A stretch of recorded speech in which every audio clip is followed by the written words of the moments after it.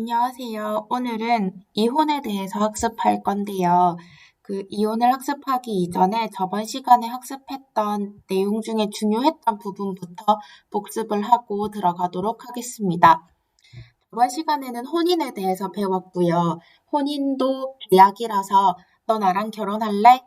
청약과 응이라고 하는 승낙이 합치되게 되면 혼인이라는 계약이 성립되게 되어서 다양한 법률 효과가 나타나게 되었습니다. 그런데 우리나라의 혼인은 법률혼주의라서 단순히 청약과 승낙만 있으면 되는 건 아니었고요. 행정관청의 혼인신고라는 절차를 밟아야만 혼인의 법률 효과가 실질적으로 일어난다고 볼 수 있습니다. 일단 혼인을 하게 되면 새로운 친족 관계가 생겨요. 나랑 피가 하나도 섞여 있지 않지만 배우자, 내 가족이 되고요.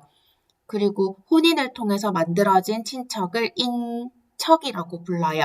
그럼 이런 배우자와 인척 관계가 발생하면서 다양한 상속과 관련된 권리들이 발생하게 됩니다.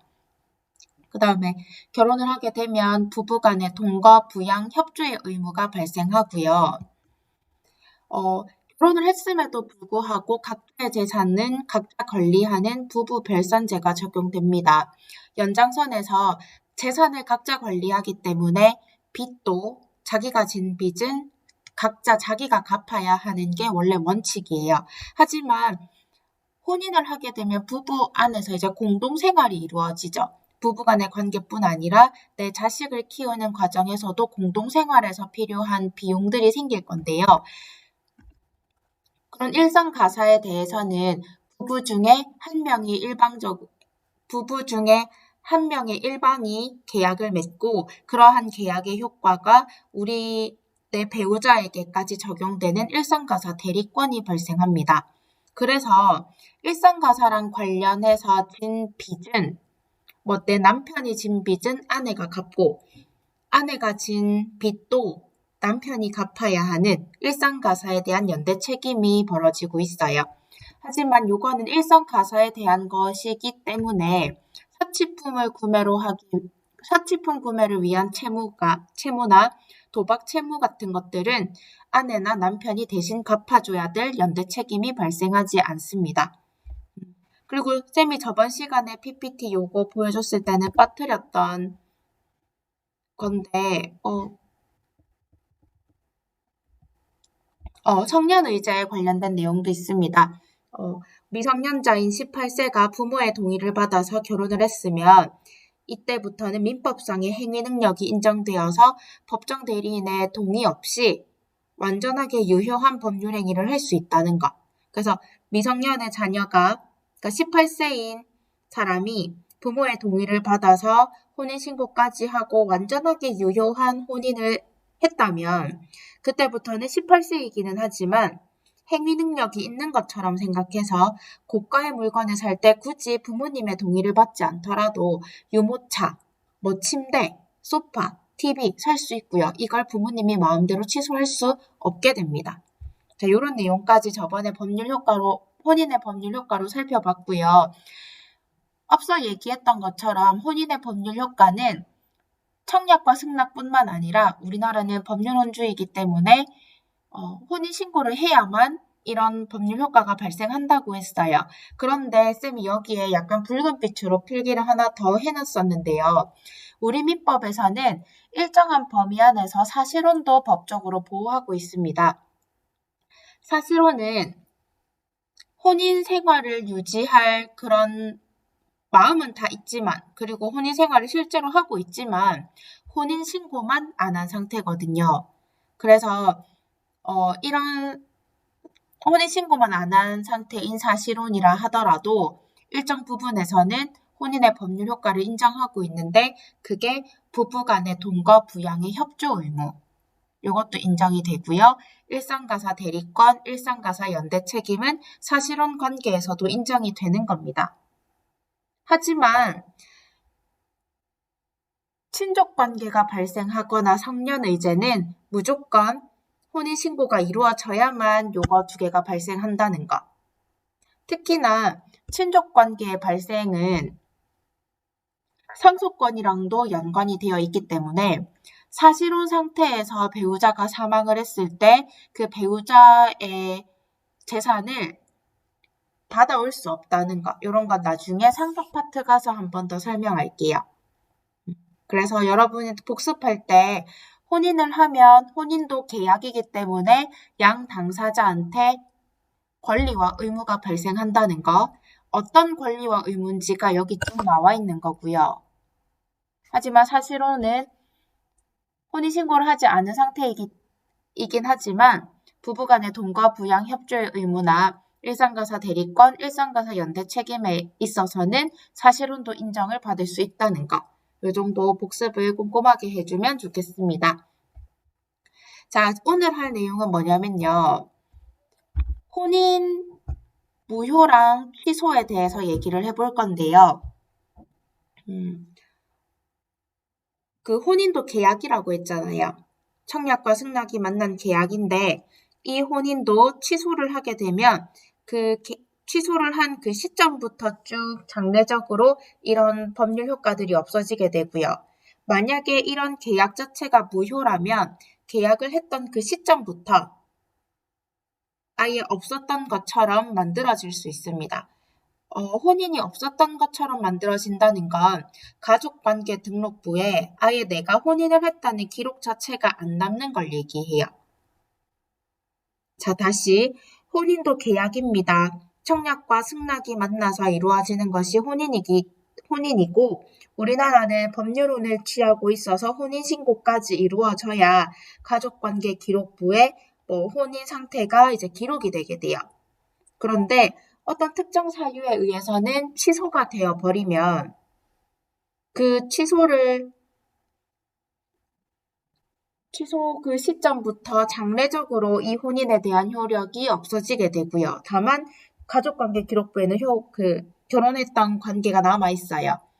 무효가 되면 아예 결혼을 했던 그 시점부터 아예 효과가 없어지는 거기 때문에 가족관계 기록부에 혼인을 했다는 기록 자체가 아예 없어지게 됩니다. 자, 그러면 이렇게 아예 기록이 없어지게 되는 무효의 원인과 그 다음에 장래적으로 효력이 없어지게 되는 취소에는 어떤 이유가 있는지를 한번 살펴볼게요. 일단 교과서에 줄을 한번 그어보겠습니다. 자, 상대방을 속이거나 협박해서 혼인을 했다면 혼인을 취소할 수 있고요. 당사자 간의 합의가 없이 혼인을 했다면 법적으로 효력이 인정되지 않는 그걸 무효라고 불러요. 예전에 쌤이 취소 무효에 대해서 수업할 때 그 연장선에서 이 내용을 보면 돼요. 그때도 취소의 이유 중에 하나가 사기나 강박에 의해서 의사표시를 했을 때, 그렇게 계약을 맺었을 때 취소가 가능하다고 했거든요. 이것도 마찬가지야. 상대방을 속이거나 협박해서 혼인을 했다면, 그러니까 사기나 강박에 의해서 혼인을 했다면 취소할 수 있는 거예요. 그러니까 취소를 하지 않는다면 그 자체로 혼인을 계속 유지할 수 있지만 취소를 할 수도 있는 겁니다. 그럼 취소를 하게 되면 가족관계 기록부에는 내가 혼인을 했다는 기록은 남지만 여러 가지 법률 효과들이 이제 취소를 했던 그 시점부터 쭉 없어지게 돼요. 취소를 했던 그 시점부터 배우자 관계, 인척 관계 없어지고 돈과 부양 협조의 의무 없어지고 일상가사 대리권, 일상가사 연대 책임 없어지고 그런 식으로 생각하면 돼요. 하지만 계약에서 제일 중요한 건 의사를 표시하는 거거든. 그런데 그 의사 표시 자체가 합의가 없었다면 이 계약 자체의 효력이 인정되지 않는 무효가 돼버려요.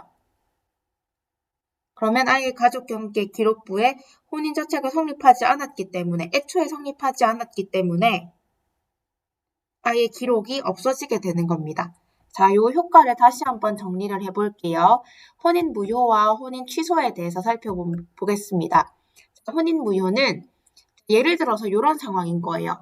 부부가 혼인할 생각이 없는데 가짜로 혼인신고를 한 경우.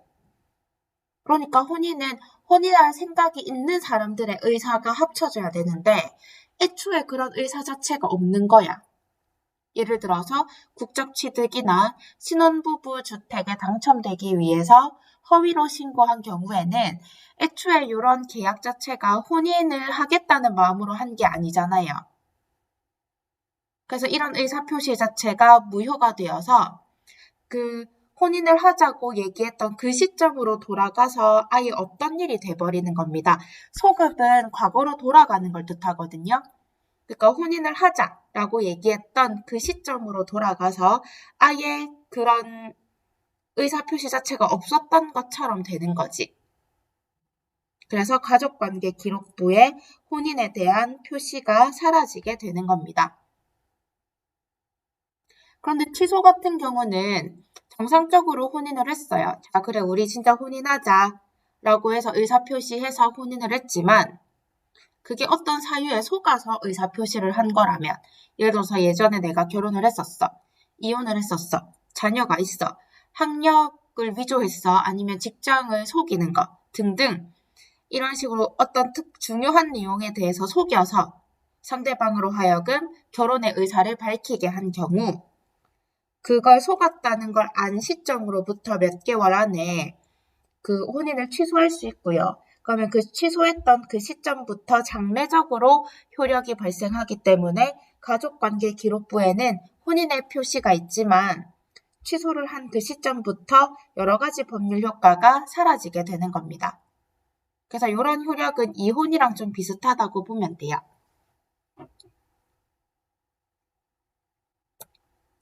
그래서 혼인도 청약과 승낙이 만나는 의사표시의 합치로 이루어지는 계약이기 때문에 이 의사표시 자체가 혼인을 전제로 의사표시를 해야 하는데 전혀 그런 의사 없이 의사표시를 한 거라면 혼인 무효가 되는 거고요. 의사표시는 했지만 그러니까 혼인의 의사표시는 했지만 그게 속아서 한 거거나 아니면 강요와 협박에 의해서 그렇게 의사표시를 한 거라면 취소가 가능하다는 것. 그래서 어떤 이유에 의해서 무효가 되는지 어떤 이유에 대해서 취소가 되는지 보고 그 효력까지 이거 한번 살펴보는 게 좋겠습니다. 자, 이제부터는 이혼에 대해서 알 건데요. 이혼은 완전하고 유효하게 성립된 혼인관계를 인위적으로 해소시키는 겁니다. 네, 이혼의 종류는 크게 두 가지가 있어요. 협의상 이혼과 재판상 이혼이 있는데 쉽게 얘기하면 협의상 이혼은 그냥 부부끼리 야 그래 우리 이혼하자 합의해서 하는 이혼이라서 이혼 사유에 제한이 없습니다. 하지만 재판상 이혼은 그 재판을 통해서 이혼을 하는 거거든요. 그러니까 부부끼리 이혼을 하자고 합의가 안 됐을 때, 그러니까 한 명은 원하는데 한 명은 원하지 않을 때, 그럴 때 이혼을 원하는 사람이 재판을 청구해서 소송을 통해서 그 혼인관계를 해소하는 걸 얘기해요. 자, 그래서 보통 흔히들 연예인들이 뭐 성격 차이로 이혼합니다라고 하는 게 거의 협의상 이혼인데요. 자, 왜 그런지 한번 종류를 자세하게 살펴보면서 얘기를 해볼게요. 자, 다시 이혼의 종류는 두 가지가 있다고 했습니다. 협의상 이혼은 양 두 사람이 그래 우리 이혼하자 합의해서 하는 이혼이라서 이혼 사유에 제한이 없어요. 자, 의미를 볼게요. 당사자 간의 합의로 이루어지는 이혼이고 그래서 이혼 사유에 제한이 없습니다. 그래서 뭐 성격 차이 뭐 등등을 이유로 많이 내걸고 있죠. 이혼 사유에 제한이 없기 때문에 그냥 둘이서 서로 이혼하자라는 얘기만 맞으면 가정법원으로 가면 돼요. 여기 절차에 나오는 법원은 가정법원을 얘기하는 건데 이제 가정법원으로 갑니다. 저희 이혼 접수를 받는 창구가 있어. 그 창구로 가서 저희 이혼하고 싶습니다라고 이혼 의사 확인을 해달라고 신청을 할 수 있어요. 그러면 이혼 의사 저희는 이혼하고 싶습니다. 이혼 신청 받아주세요라고 신청을 하면 그 담당 직원이 뭐 3개월 있다 오세요. 뭐 이런 식으로 몇 개월 있다가 오라고 해요. 그걸 이혼 숙려 기간이라고 부르거든요. 그 이혼 숙려제도 밑에 쌤이 설명 적어놨는데 요거 한번 볼게요. 협의상 이혼을 신청한 부부한테 충동적인 이혼을 막고 신중하게 생각할 수 있는 기회를 마련해 주기 위해 만들어진 제도입니다. 원칙적으로 양육할 자녀가 있으면 3개월, 없으면 1개월이고요. 폭력으로 인해서 당사자 일방에게 참을 수 없는 고통이 예상되는 등 이혼을 해야 할 급박한 사정이 있는 경우에는 이를 단축 또는 면제할 수 있습니다. 그래서 이혼 숙려 제도는 협의상 이혼에만 있는 건데, 요 협의상 이혼은 부부 양 당사자가, 야, 그래, 우리 이혼하자. 라고 하면 할 수 있는 거라서 너무 이게 신중하지 못하게 즉흥적으로 할 수 있는 위험이 있으니까 그런 위험을 줄여주기 위해서 생각할 시간을 일부러 절차 안에 집어넣은 거야. 그래서 양육할 자녀가 있으면 3개월, 없으면 1개월까지고요.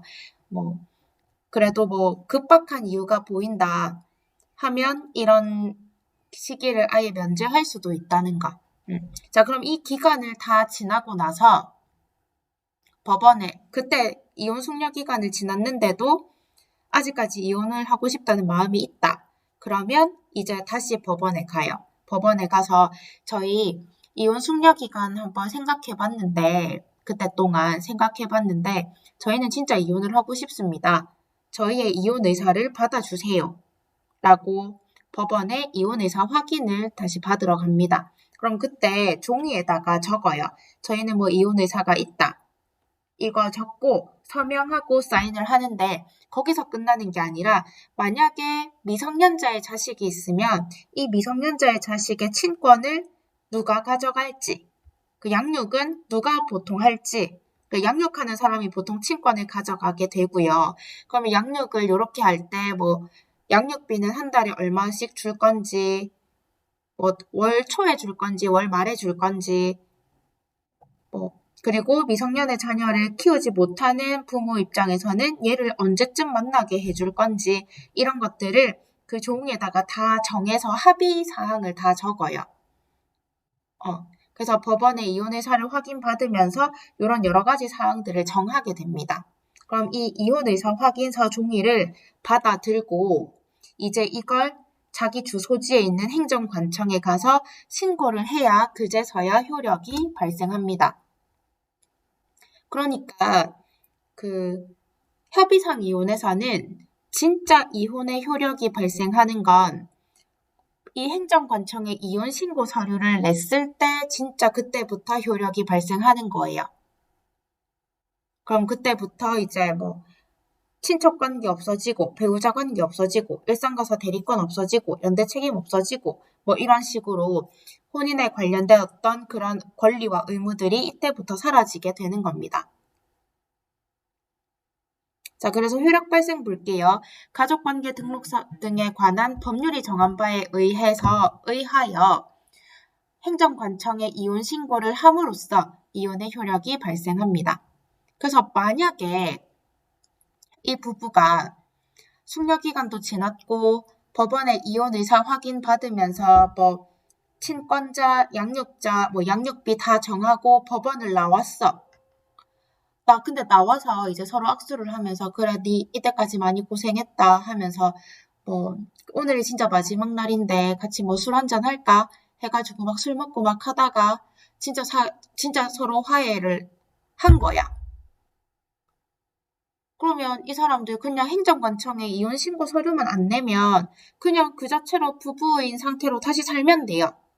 진짜 이혼의 효력은 행정관청에 이혼 의사 확인서를 제출해야만 나타나는 거기 때문에 행정관청에 그걸 제출하기 전에 화해해서 그냥 살게 되면 그냥 부부 상태로 쭉 사는 거야.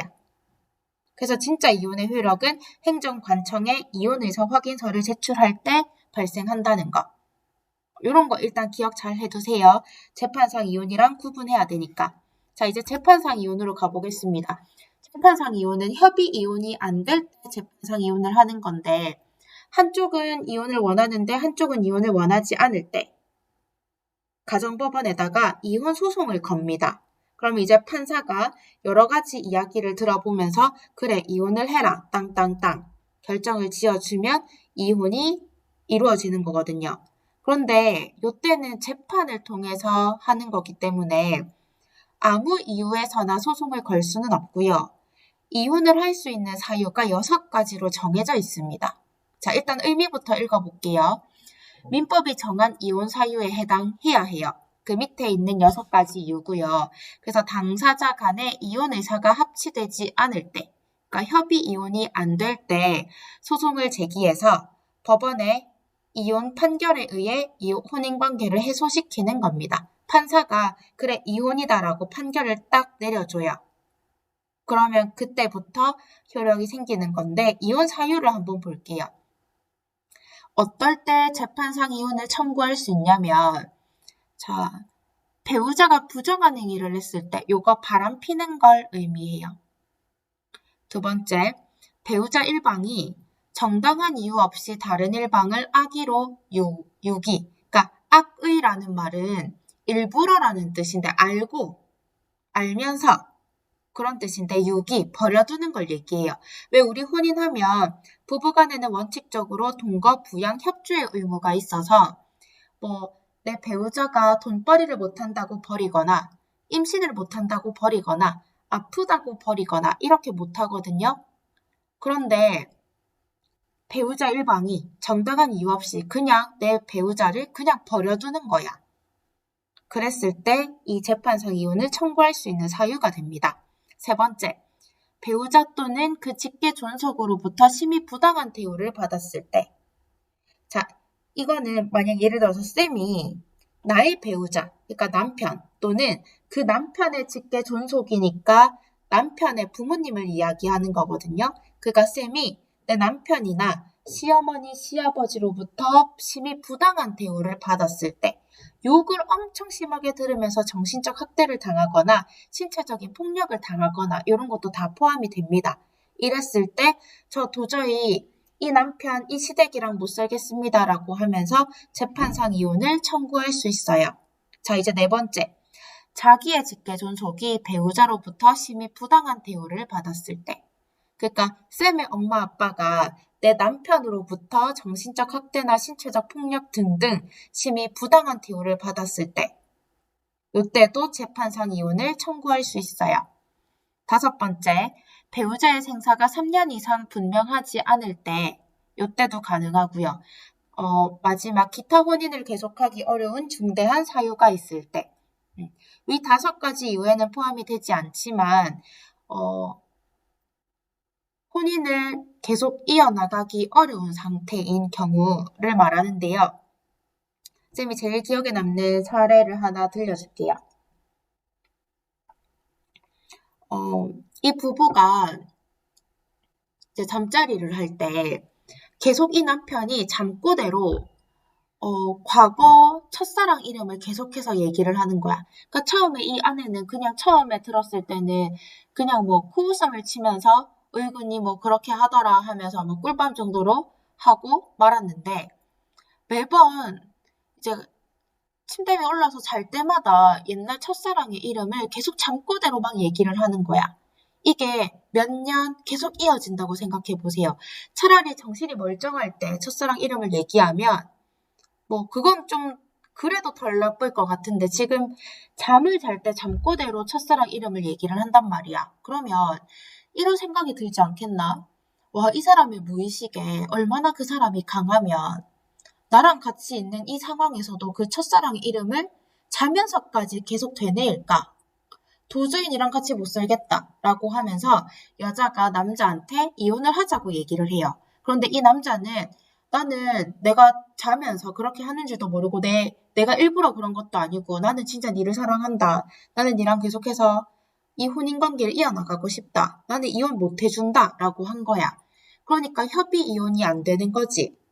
이 협의 이혼이 안 되는 상태에서 여자는 결국에 그 가정법원에 이혼 소송을 제기를 했습니다. 재판상 이혼을 청구했는데 판사가 이유를 쭉 들어봤더니 그래, 이거는 혼인을 계속 이어나가기 어려운 중대한 이유에 해당하는 것 같다. 여자가 많이 참았네 하면서 이혼을 판결 내려줬던 사례가 있었어요. 하지만 뭐 임신을 못한다고 해서 하거나 아니면 돈벌이를 못 해온다고 해서 이 재판을 걸거나 이런 거는 이 혼인을 계속하기 어려운 중대한 사유에 포함하지 않더라고요. 자, 이제 절차를 보겠습니다. 임신불능이나 경제적 무능함 이런 것들은 그런 걸로 이 재판상 이혼을 청구할 수 없는 건 그래도 이 부부가 된다는 건 애초에 동거 부양 협조의 의무도 있지만 부부가 된다는 건 정말 막중한 책임을 가지고 하는 거잖아요.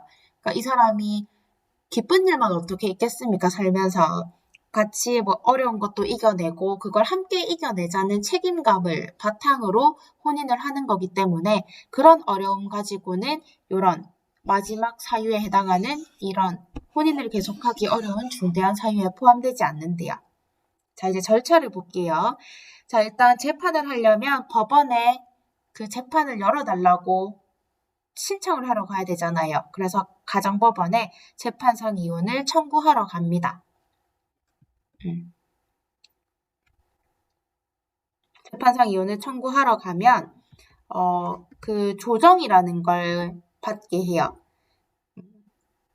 일단 조정을 받고 이혼 소송하고 판결을 받아서 행정관청에 신고를 하게 되는데 이 이혼 조정을 반드시 하게끔 해놨거든요. 그러니까 이걸 조정 전치주의라고 부르는데 쌤이랑 저번 시간에 협상 조정 중재에 대해서 배웠던 기억나요? 협상은 둘이서 알아서 하는 거고 조정은 제3자가 개입해서 둘을 조율시켜 주는 거고 중재는 제3자한테 판결을 맡기는 거라 그랬잖아. 그래서 그 조정이야, 얘들아. 그러니까 이 조정을 근데 해도 되고 그러니까 민사재판에서 조정을 해도 되고 안 해도 되는데 이 가사재판, 이혼재판을 할 때는 소송하기 전에 무조건 조정 절차를 밟게 해놨어요. 그걸 조정 전치주의라고 해요. 그걸 왜 하냐면 쌤이 예전에 법원에 연수를 들으러 갔을 때 가사재판, 이혼재판을 담당하는 판사님의 이야기를 들었는데 판사님이 이 가사재판을 진행하는 게 많이 힘들다 그랬어. 그러니까 왜 그러냐면 판사가 이제 남편과 아내의 이야기를 양쪽에서 이렇게 들어보면서 누가 뭐 바람을 폈는지, 누가 악의로 유기를 했는지, 심히 부당한 대우를 했는지 요 6가지 이유에 해당하는지를 판사가 쭉 가려내잖아요. 그런데 뭐 바람을 폈으면 바람 핀 것에 대해서만 가려내야 되는데 이 가사재판 같은 경우는 이 부부가 작게는 몇 개월, 많게는 몇십 년 같이 살면서 뭐 서로 마음속에 담아뒀던 그 상처들이 이 가사재판을 하면서 다 나온대. 그러니까 분명히 재판을 신청했던 이유는 남편의 바람핀 행위 때문이었는데 이제 이걸 얘기를 하면서 아내들이 되게 막 옛날에 상처받았던 걸 다 얘기를 하는 거지. 네 예전에 우리 엄마 뭐 생신잔치 때 네가 회사에 있다고 우리 엄마 생신잔치도 안 왔지 않냐. 네가 반찬 투정을 어떻게 했고 네가 자식들 키우면서 무슨 기여를 했느냐. 이런 식으로 막 얘기도 많아지고요. 되게 감정적으로 많이 상한대요. 이 이혼 소송이. 그래서 이왕이면 소송을 하기 전에 이 양 당사자가 서로 이야기를 나누면서 조금 의견을 조율할 수 있도록 조정 절차를 무조건 겪게끔 해놨어요. 그래서 그나마 소송보다는 조정에 있을 때는 그 아내와 남편이 서로 이야기를 하면서 조금 타협 지점을 찾아갈 수 있게끔 판사가 도와주거든. 그런데 소송을 가게 되면 판사가 저기 앞에 앉아 있고 그 밑에 있는 남편과 아내가 서로 증거를 내밀면서 내가 뭐 바람을 폈네 안 폈네 증거물 이렇게 서로 제시하고 이렇게 하면서 서로 싸우게 되거든요. 그래서 그렇게 하기 전에 조정 절차를 밟으면서 서로 합의 지점을 조금씩 찾아갈 수 있도록 판사가 좀 타협점을 좀 찾아주게끔 도와줘요. 대화를 시도하게끔 하고. 그래서 이혼 조정 밑에 읽어볼게요. 재판상 이혼은 예외적인 경우를 제외하고 조정 전치주의가 적용돼서 이혼 소송하기 전에 가정법원의 조정 절차를 거쳐야 합니다. 조정으로 양 당사자 간의 합의가 이루어지면 그걸 조서에 기재함으로써 이혼이 성립됩니다. 그러면 이혼 소송까지 안 가더라도 이 조서에 기재된 내용만으로 이혼의 효과가 발생되게 돼요. 그런데 만약에 이혼 조정이 제대로 안 됐다. 그러면 이제 뭐 어쩔 수 있나, 판사 앞에서 서로 증거물 내밀면서 싸워야지. 이혼 소송을 하고 이혼 판결을 하게 됩니다. 판사가 이거 진짜 바람핀 게 맞네, 이혼해라. 아니면 이 정도는 배우자의 심히 부당한 대우라고 볼 수 없네, 이거 안 된다, 이런 식으로 이혼에 대해서 뭐 된다 안 된다 판결을 하는데, 우리나라 재판은 3심제잖아요.